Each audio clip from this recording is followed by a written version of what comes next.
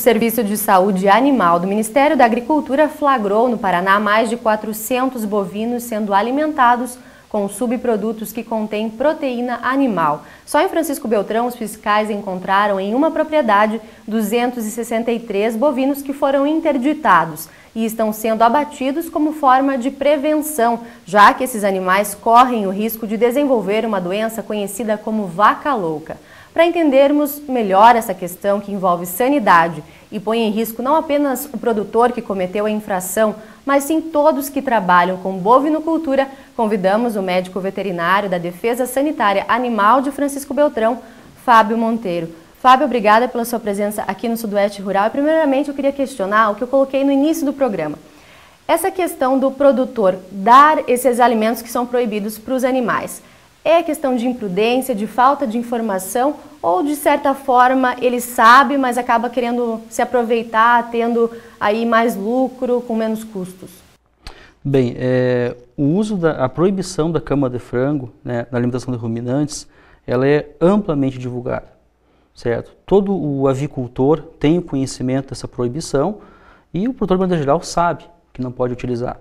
Então, quando se constata um produtor utilizando a cama de frango na alimentação de ruminantes, de fato existe uma má-fé, né, ou existe até mesmo a esperteza que você disse, né. Alguns casos, com certeza, pode ficar na desinformação. Agora, existem outros alimentos de origem animal, que não a cama de frango, que também são proibidos, né, e esse sim é alvo de grande parte da desinformação do produtor, né, que são matérias-primas, né, para formular rações com farinha de penas, farinha de sangue, farinha de osso. Então, esses sim são produtos que grande parte dos produtores têm desconhecimento. Foi o caso desse produtor aqui de Francisco Beltrão? No caso, ele tinha uma ração que não sabia a procedência, seria isso? Exatamente. No nosso caso aqui em Francisco Beltrão, ficou constatado, não existiu má-fé do produtor, certo? Ele não estava utilizando a cama de frango. Ao formular uma ração, né, para fornecer aos seus bovinos, ele utilizou, né, uma matéria-prima que possuía proteína de origem animal. Então, foi um caso de desconhecimento, né, sobre a origem da matéria-prima que foi utilizada na sua ração. Nesse sentido, qual é a orientação para o produtor? Saber de onde vem, o que ele pode encontrar, de repente, na embalagem que vai dar essa segurança para o produtor? Bom, primeiramente, né, apesar de amplamente divulgado, nunca utilizar a cama de frango, né, para alimentação de ruminantes. A cama de frango ela pode ser utilizada para ser colocada no pasto, né, mas isso, lógico, após passar por um período de compostagem e respeitando também um período de carência, né, entre colocar a cama no pasto e colocar os animais a pastejar. Qual é então, esse período? 40 a 60 dias. Tempo suficiente, né, que essa cama seja incorporada ao solo e não exista risco do bovino ingerir essa cama ao pastejar. Com relação à ração, sempre utilizar uma ração industrializada, uma ração que tenha inspeção veterinária, ou seja, uma ração que no seu rótulo esteja indicando que pode ser utilizado para alimentação de ruminantes.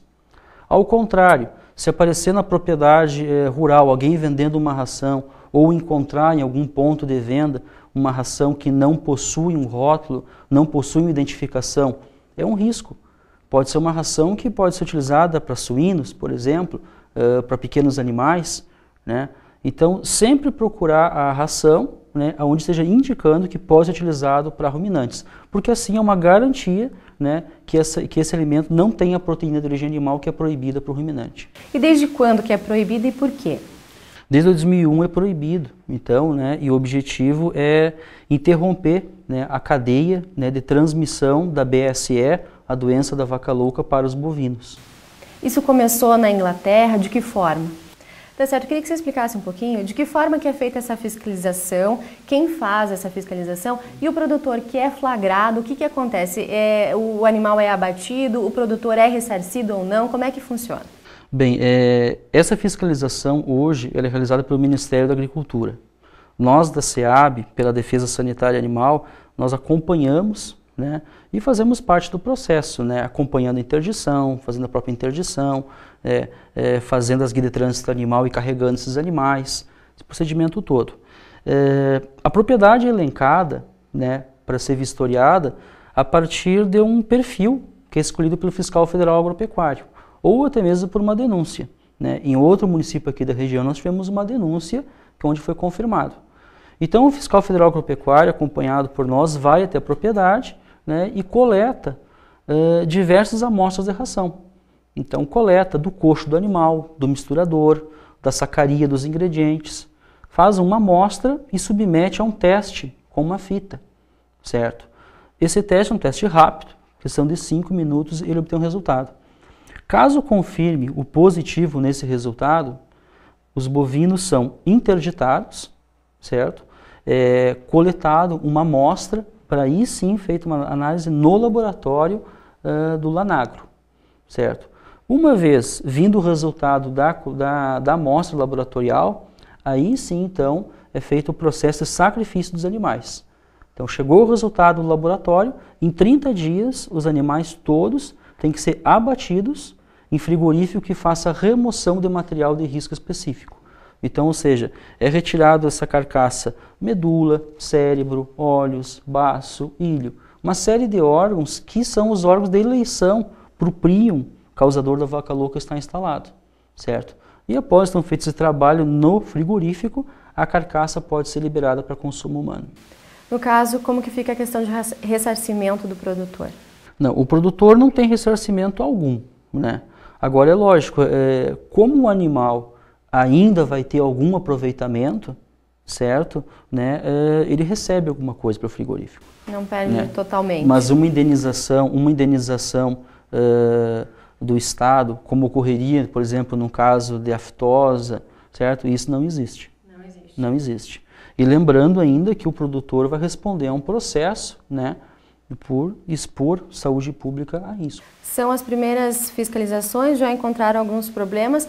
Esse produtor, ele tem conhecimento, por exemplo, do que pode causar para toda uma cadeia de bovinos? Se por exemplo, se a gente registrar aqui em Francisco Beltrão, por exemplo, um caso de vaca louca, o que poderia acontecer? Sem dúvida, né? Como você disse antes, são as primeiras fiscalizações ocorridas no Paraná, né? E nós já tivemos problemas. A tendência é o quê? A fiscalização aumentar, certo? Então, por isso que é muito importante divulgar amplamente, né, essa situação para que em novas fiscalizações não ocorra novamente animais interditados e encaminhados para o sacrifício. Então, nós da defesa, a partir desse momento, a gente está insistindo muito que não é apenas a cama de frango. Que eu volto a insistir nisso, que a cama de frango já é sabida pelo produtor, a proibição. O problema são os outros produtos, as outras farinhas, que eram usadas anteriormente, né, amplamente. Né? E às vezes o produtor, por desconhecimento, acaba adquirindo aquela matéria-prima sem a procedência e pode ter o seu problema no seu rebanho. Tá certo, Fábio, obrigada pela sua participação aqui no Sudoeste Rural.